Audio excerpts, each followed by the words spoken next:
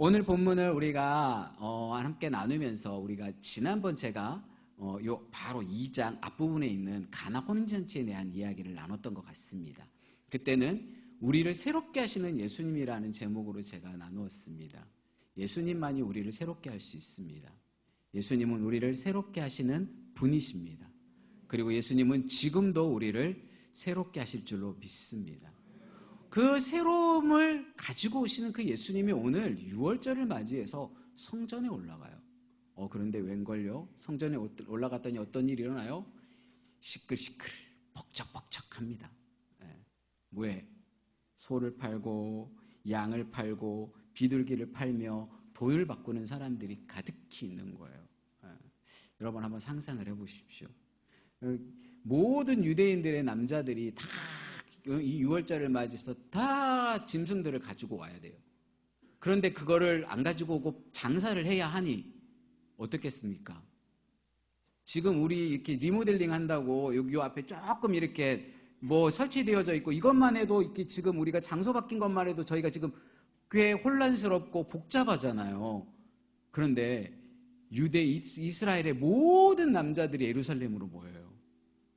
그리고는 짐승을 주고 팔고 사는 거예요. 동전을 바꾸는 거예요. 우리가 북부시장만 가도 시끌벅적하잖아요. 근데 그 조그만하진 않지만 그 성전에 모여서 수많은 사람들이 그 앞에서 야 여기 얼마 여기 얼마 여기 좋은 소 있어요 여기 좋은 우와 이 시끌벅적 이거 얼마 주세요 안 돼요 그거 깎으면 안 돼 뭐 이랬을 거 아니에요. 장사니까 하나님께 드릴 예물을 주고받고 깎고 안 되네 되네 어마어마하게 시끄러웠을 것 같습니다. 근데 예수님이 이 모습을 보셨어요. 그리고는 예수님이 어떻게 해요? 이 모든 것을 쫓아냅니다. 그리고 예수님이 말씀하시지요. 이것을 여기에서 가져가라. 내 아버지 집으로 장사하는 집을 만들지 말라 그랬어요. 왜냐하면 내 아버지 집은 뭐 하는 집이죠?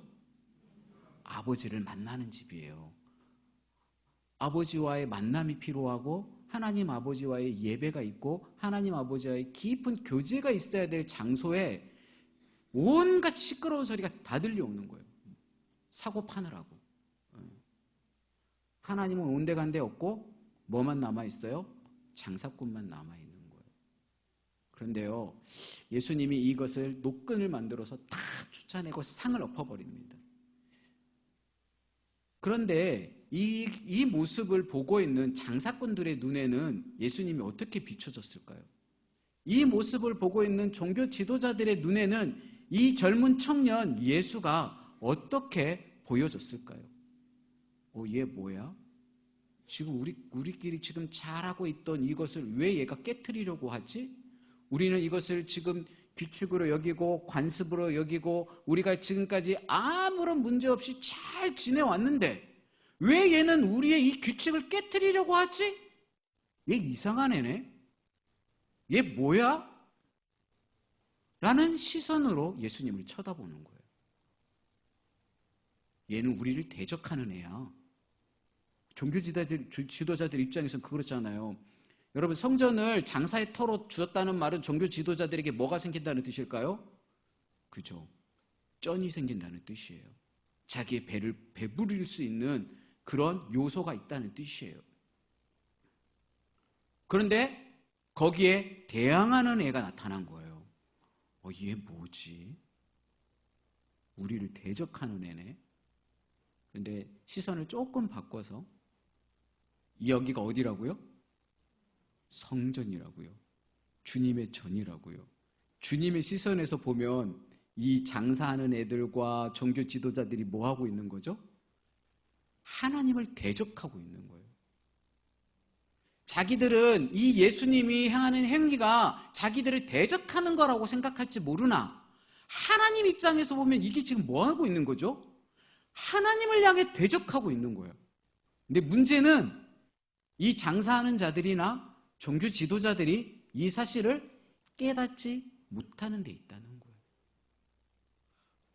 우리는 성경 전체를 이미 앞에서 뒤에까지 다 보기 때문에 이 장사하는 애들이 참 어이없어 보이고 이 종교 지도자들이 참 한탄스러워 보일지 모르지만 이 당시를 살아가고 있는 많은 이스라엘 사람들은 이미 여기에 젖어 사는 거예요. 지금까지 그렇게 살아온 거예요. 그렇게 예배 드렸어요. 물론 과거에는 내가 정성스럽게 내 양을 가져다가 이것을 가지고 하나님 앞에 나와서 내 죄를 대신하여 이 양을 죽이고 이 양의 피를 흘려서 내 죄 사함을 받고 하나님의 성경의 약속대로 이것을 하나님께 예물을 드렸을지 모르나 예수님이 살고 있는 그 시대에는 그게 아니었어요. 뭐만 들고 가면 돼요? 점만 들고 가면 되는 거예요. 점만 들고 가서 뭐예요? 내가 마음에 드는 거 골라서 가격 흥정하고 그거 잡아다가 드리면 되는 거예요. 그래 왔는데 이게 뭐가 어때서 지금까지 우리가 지내왔는데 아무 문제 없었거든. 이렇게 살아와도 아무 문제 없이 살아왔는데 왜 젊은 네가 나서가지고 지금 이렇게 하냐고 종교 지도자들의 눈에 이렇게 비춰지는 거예요.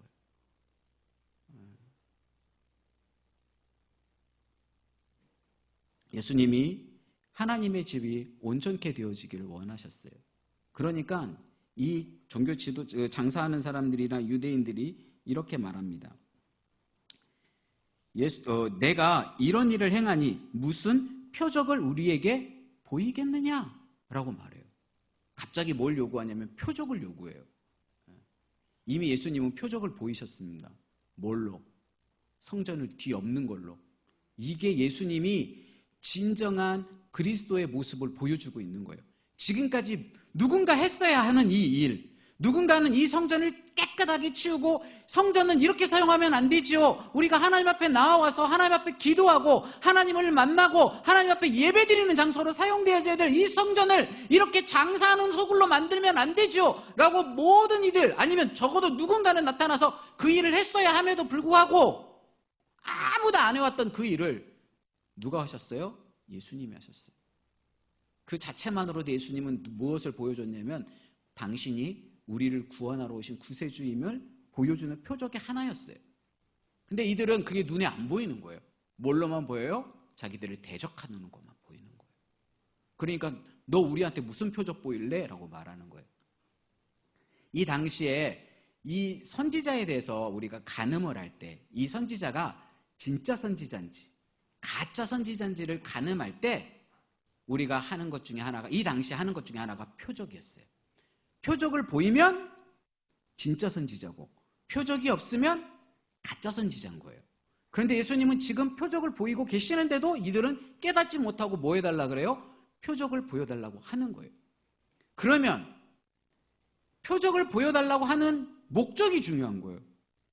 예수님이 진짜 표적을 보여주면 내가 회개하고 돌이켜서 진짜로 당신을 선지자로 여기고 우리가 당신의 말에 순종하고 따르겠습니다 라는 뜻으로 표적을 보여달라고 말했을까요? 아니라는 거예요. 지금 하고 있는 너 젊은 너 네가 하고 있는 거 이거 하면 안 되지. 근데 이거를 억지로 못하게 하면 안 되니까 성경에 빗대어서 그러면 네가 표적을 보여 라고 말하는 거예요. 네까지 이렇게 표적을 보일 수 있겠어? 내가 아무리 봐도 너는 표적을 보일 자가 아니야. 그러니 성경대로 네가 진짜면 표적을 보여봐 라고 말하고 있는 거예요. 성경을 얼핏 보면 진짜 성경적인 것처럼 보여요. 진짜 참 선지자를 찾으려고 하는 것처럼 보이나? 그러지 않아요. 성경을 빗대어 말하기는 하지만 자기의 유익과 자기의 기득권을 반하는 이 예수님의 행위를 멈추게 하려고 이것을 금하게 하기 위해서 내놓은 게 표적을 보이라고 하는 거예요. 이 신앙은 신앙인데 이건 신앙이라고 말하기는 좀 그런 것 같아요. 종교라고 말해야 돼요. 종교심은 좀 있어요. 이 당시에 이스라엘 사람들이 눈이 멀어버렸어요. 세상의 신들이요 우리의 눈을 멀게 하거든요. 이 세상의 신이라 말하면 사탄을 의미하죠. 사탄은 어떻게 해서든 우리의 눈을 가려요. 그래서 진실과 거짓을 구별하지 못하게 만들어요. 하와가 왜 넘어갔어요? 사단이 하와의 눈을 가려버렸어요. 보아야 될 것을 못 보고 보지 말아야 될 것을 보게 한 거예요. 눈을 가렸다 하면 완전히 가림은 아닌 것 같아요. 여러분 경주하는 말 있잖아요. 경주하는 말은요 양 옆에다가 이렇게 가림막을 세워요. 뭐만 보이게? 앞만 보이게. 이렇게 만들어버린 거예요. 하나님이 만든 이 에덴 동산 전체를 볼 수 있는 눈을 어떻게 해버렸어요? 딱 그것만 보게 딱 가려버린 거예요. 이거 봐봐, 이거 봐봐. 야, 이거 이렇게 아껴놓고 너한테 못하게 하는 거잖아. 그런데 뭘 하나님이 너를 얼마나 사랑한다고 생각하니? 이건 너를 사랑하는 게 아니야. 하나님이 사랑하는 게 요것만 딱 열면 쫙 펼쳐져 있는 그 에덴 동산의 모든 것을 못 보고 딱 그것만 보게 하는 거예요. 이게 사단이 우리의 눈을 가렸다라고 말하는 거예요. 세상의 신들이 우리의 눈을 가려버려요. 이 당시에 종교 지도자들이나 이스라엘 백성들이 그랬어요. 그걸 어디서 볼 수 있냐면 23절, 24절, 25절에 보면 이렇게 말해요. 우리가 다시 한번 읽어보도록 하겠습니다. 23절, 24절, 25절 함께 읽겠습니다. 6월절에 예수께서 예루살렘에 계시니 많은 사람이 그의 행하시는 표적을 보고 그의 이름을 믿었으나 예수는 그의 몸을 그들에게 의탁하지 아니하셨으니 이는 친히 모든 사람을 아심이요 또 사람에 대하여 누구의 증언도 받으실 필요가 없으니 이는 그가 친히 사람의 속에 있는 것을 아셨음이니라. 아멘. 여기 보니까 6월절에라고 말하고 있습니다. 이스라엘에서 6월절은요, 유대 종교력으로 첫째 달인 니산월 14일부터 21일까지 약 7일 정도 지켜졌어요. 그런데 이걸 준비 기간까지 하면 9일에서 10일 정도 되거든요. 그러니까 예수님이 이 6월절에라고 말은 6월절 기간에라는 원어로는 기간에라는 뜻이에요. 그러니까 예수님이 적어도 7일에서 10일 정도는 6월절에 머물렀어요. 그리고 6월절에 머물면서 뭐 하셨다고 성경은 기록하고 있습니까? 그의 행하시는 표적을 많은 사람들이 보았다고 말해요. 그러니까 성경은 구체적으로 기록하고 있지만 않지만 예수님은 그 6월절 기간 동안 많은 사람들한테 뭘 보여주고 있어요? 표적을 행하셨다는 거예요. 이미 표적을 행하고 있어요. 그리고는 사람들이 뭐 했어요? 그의 이름을 믿었으나 라고 말해요. 그런데 여기서 말하는 믿음은 우리가 말하는 믿음을 말하고 있지 않아요. 주 예수 그리스도를 개인의 구주로 영접하고 주 예수님이 하나님의 아들이시며 우리의 구세주라고 믿는 믿음이 아니라 여기서 말하는 믿음은 뭐냐면 저 사람이 우리의 리더가 되면 우리 모든 어려움을 해결해 줄 수 있겠구나. 특별히 지금은 뭐 하고 있어요? 로마의 지배 아래 있으니 이 로마의 지배 아래서 우리를 해방시킬 수 있겠구나. 누구도 그렇게 생각했냐면 제자들도 그렇게 생각해요. 제자들도 그렇게 생각해요. 그런데 나중에 제자들이 생각이 바뀌어요. 그게 오늘 본문에 보면 22절과 17절에 나와요. 22절 함께 읽어보겠습니다. 죽은 자 가운데서 살아나신 후에야 제자들이 이 말씀하신 것을 기억하고 성경과 예수께서 하신 말씀을 믿었더라. 그때는 몰랐어요. 그때는 예수님이 성경을 청결하고 막 뒤집고 기득권 세력 앞에 막 나서는 것처럼 보인 거예요. 우리의 새로운 리더가 왔구나. 이제 기득권 세력을 싹 몰아내고 로마 정부를 싹 몰아내고 새로운 나라를 세우실 분이 우리의 선생님이구나라고 제자들도 생각했다라는 거예요. 그런데 예수님의 십자가 사건과 부활 사건을 맞이하고 보니 그때사 예수님이 진짜 구세주였다는 것을, 그리고 그분이 세우려고 하는 나라가 그런 나라가 아니었다는 걸 나중에 깨닫는 거예요. 그것 또한 어디에서 또 17절에는 이렇게 말해요. 함께 읽어보겠습니다. 제자들이 성경 말씀에 주의 전을 사모하는 열심히 나를 삼키리라 한 것을 기억하더라. 요거는 나중에, 그러니까 성경은 예수님이 그 사건을 일으킬 때 기록한 게 아니잖아요. 다 끝나고 난 다음에 예수님 부활하고 승천하시고 난 다음에 성경을 기록했잖아요. 성령께서 저자들을 통해서 이 성경을 기록하게 할 때 이 부분을 기억하면서 예수님이 성경 참교 사건을 한 것, 그것이 바로 그것 때문에 예수님이 뭐예요? 예수님의 주의 전을 사모하는 그 열심히로 말미암아 예수님이 뭐라고 말해요? 나를 삼켰다 그래요. 이게 시편 69편에 나와 있는 말씀을 인용한 거거든요. 그러니까 예수님이 뒤엎은 것 때문에 그때부터 종교 지도자들은 뭐 하고 싶어하는 마음이 들기 시작했다는 말이에요. 이거 어떻게 하면 없앨 수 있지? 이것이 우리의 기득권을 무너뜨리려고 하네? 이걸 어떻게 하면 없앨 수 있을까라는 계획이 시작되어졌다는 말이에요. 그러니까 예수님은 하나님을 향한 열심으로 주의 전을 깨끗하게 했던 이 청결 사건이 오히려 예수님을 어디로 이끄는 사건이 되었어요? 십자가로 이끄는 사건이 되어졌다는 거예요. 그런데 그 예수님은 표적을 보이라고 말하는 그들에게 이렇게 말해요. 너희들이 이 성전을 무너뜨려.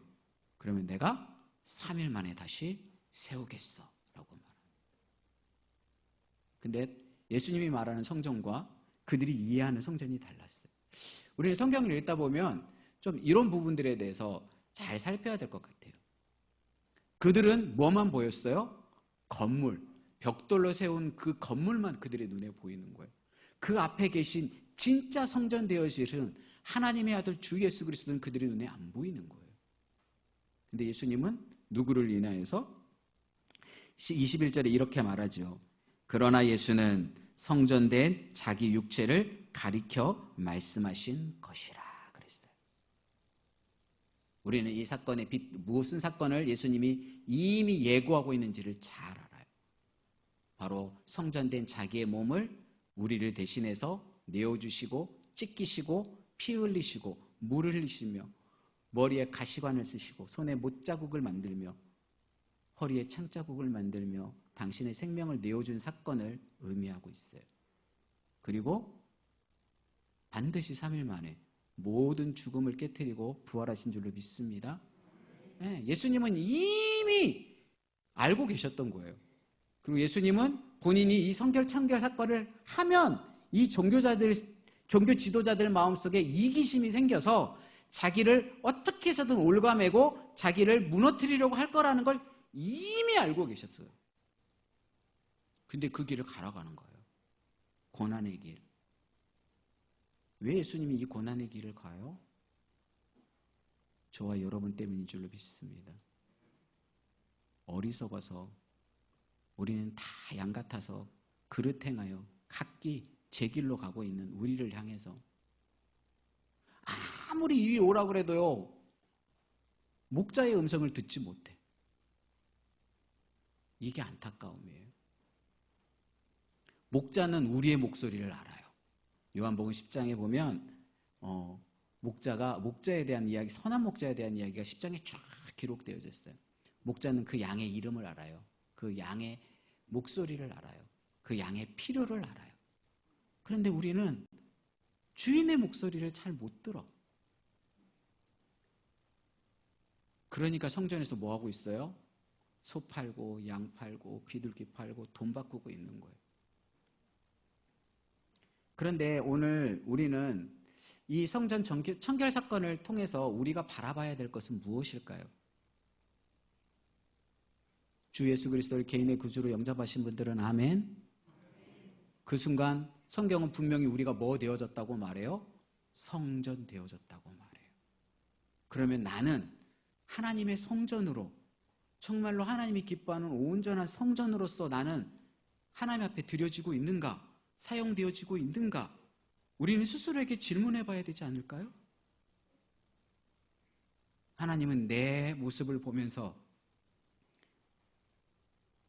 잘하였다, 충생통충아 라고 말하는 건지, 야 내가 너를 위해서 청소해야겠다 라고 말해야 될지, 우리는 우리 스스로를 점검해 볼 필요가 있어요.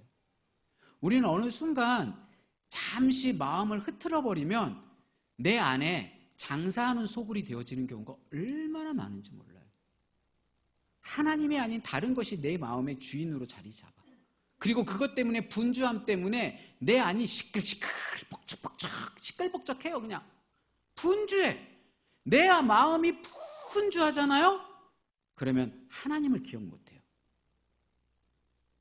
하나님 앞에 예배드려야 될 예배 장소에 나와야 되는데 그 분주한 문제를 해결해야 되잖아요. 지금 이 분주한 사건 어떻게 할 거예요? 이걸 일단 그거 해결하고 하나님 앞에 나오려고 하는 거예요. 근데 그게 우리 스스로 해결되어지던가요? 오히려 시끌시끌하고 북적북적하다면 우리는 이걸 들고 누구한테 나와야 돼요? 주 예수 그리스도 앞에 나와야 될 줄로 믿습니다.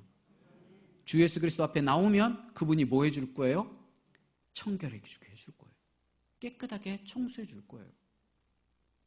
근데 사단은 자꾸 우리를 속여. 뭐부터 하라 그래? 야, 그 문제 빨리 해결해야지. 이 시급한 문제를 해결하면 내가 예배 드리지 말라고 하는 게 아니야, 너한테. 예배 드려야지. 야, 네가 하나님의 자녀인데 예배 드려야지. 근데 일단 이거부터 해결하고, 이 시끌벅적한 문제 이거 어떡할 거예요?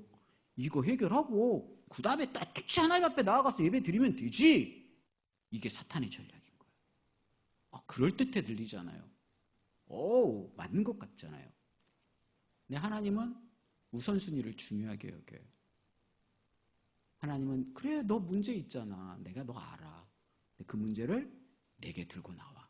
그러면 내가 해결해 줄 거야. 내가 도와줄 거야. 주님이 도우실 줄로 믿습니다. 이거 다 누구께 맡겨야 돼요? 주님께 맡겨야 돼요. 그런데 주님은요, 우리를 너무 잘 알았어요. 오늘 이 24절에 보면 예수님께서는 그의 몸을 그들에게 의탁하지 아니하셨으니 그랬어요.